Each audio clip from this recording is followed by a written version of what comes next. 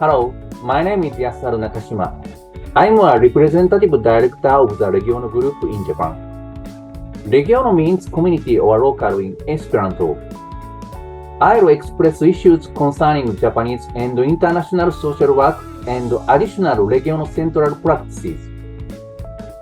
I think global social work has a lack of function regarding social changes, despite social change being a very significant role for all social workers.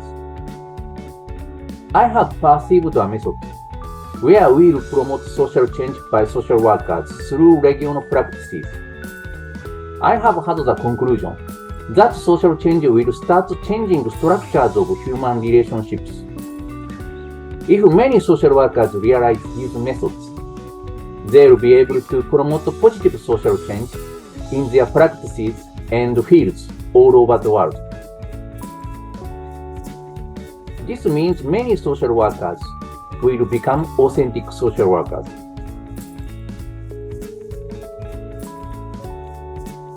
First of all, I'll give you a short explanation on the reality of social workers in Japan. About 98% of social workers are employed by organizations that operate services based on social welfare-related roles.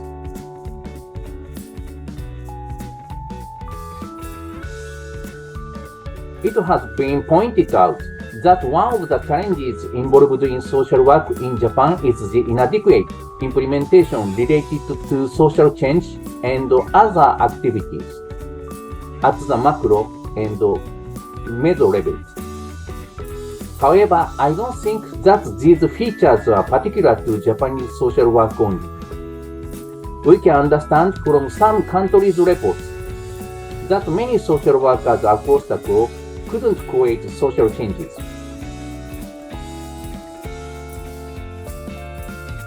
Considering this and based on practices implemented by the REGIONO Group that we operate, I would like to present a proposal.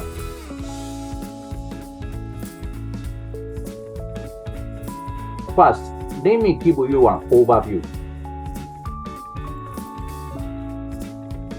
Our organization conducts local welfare activities at 20 locations in Hiroshima and Okayama prefectures.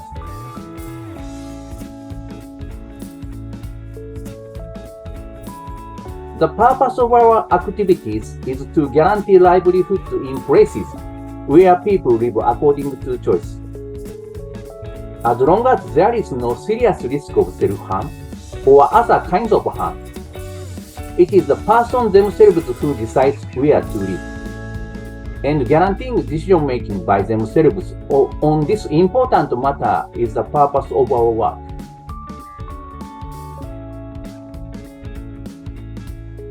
However, as one of the characteristics of Japanese society, the segregation between social hierarchies and groups stands out. The segregation is so conspicuous that some people call it a segregated society. Therefore, there is also segregation between the disabled and physically fit.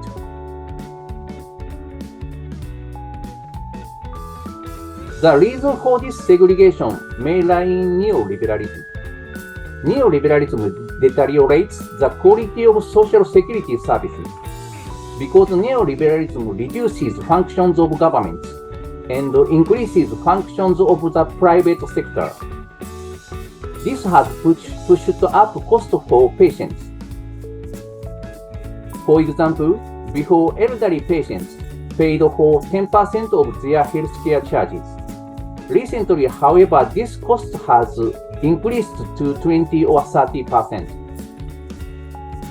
And so neoliberalism has created more people living in poverty and expanded the differences of quality of life between social hierarchies or groups due to reduced social security services.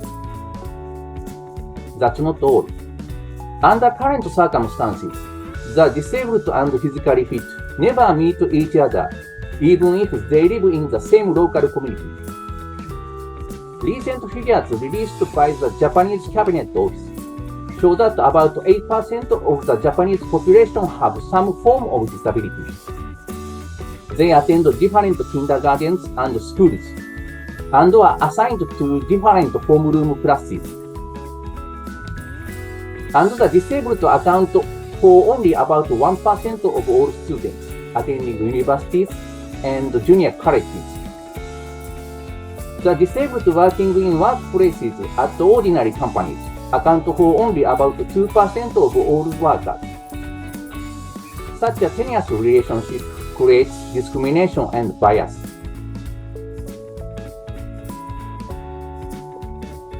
In fact, according to the thesis, research on stigma of people who suffer from dementia, it has been shown that stigma clearly decreases when a person experiences closer contact with people with dementia.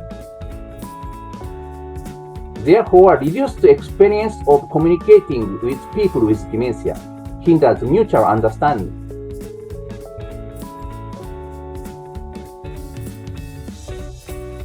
Accordingly, in our practices, we create opportunities for the physically fit and the disabled to meet each other in their daily lives. It is really not that difficult to achieve. We get local residents to understand the existence and livelihood of the disabled.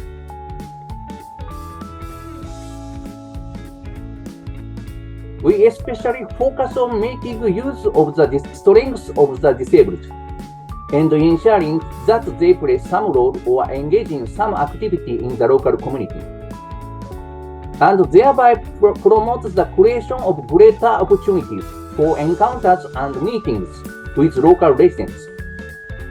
By doing so, we aim to reduce discrimination and prejudice among local residents. As a result, the identity of local residents in relation to the disabled changes.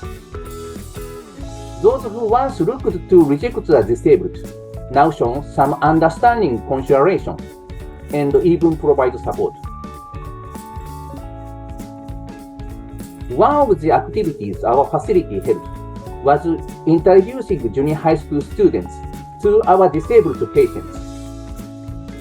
Some of these junior high school students used to think the disabled who use facilities are all bedridden and cannot even go to the bathroom by themselves.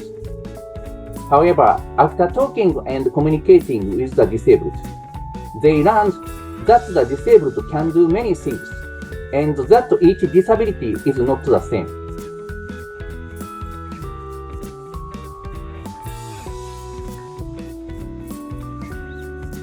These aspects have long been commonly understood in the field of sociology. George Herbert Mead and Friedrich Engels pointed out that identities are formed through the structures of relationships with other individuals.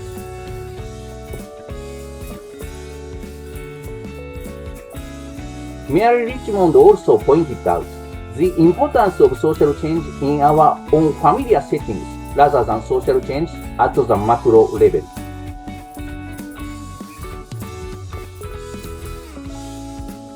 What is important is that changes in the structures of relationships with other individuals are promoted in local communities that are familiar social environments. It is virtually impossible for those who live in distant places from each other to make such changes. In order to promote social change in the context of social work, we require a series of transformations that start with changes in the structures of relationships with other individuals, which will lead to changes in identities and changes in groups and local communities. In the final transformation, social change will be made.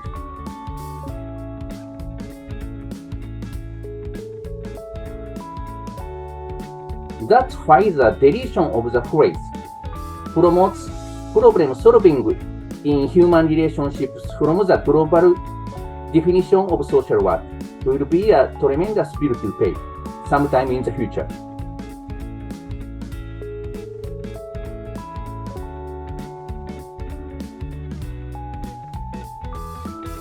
The point I would like to emphasize here is that the structural transformation of human relationships is the first step toward social change in the context of social work.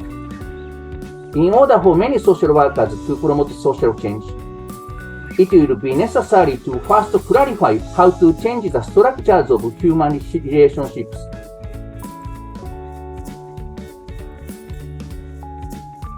If social workers around the world can share these ideals, they will easily be able to start actions toward social changes. And they will be able to regain self-confidence as authentic social workers. Because through their experiences, they can create practical social changes, albeit small changes. Their achievement of these small social changes will give them power and encourage them toward further social changes. They will assist in creating major social changes in the long term. And so we can claim that these practices will make many social workers become real social workers. We will be able to spread social change by using these theories. Thank you very much for your attention and consideration.